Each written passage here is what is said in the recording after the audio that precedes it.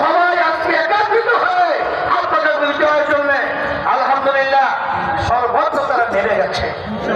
আমি আপনাদের কাছে ওয়াদা এই নিতে চাই, এই বাকেরগঞ্জ বলতে গেলে আমাদের মনের একটা আন্তরিকতার ঘাঁটি।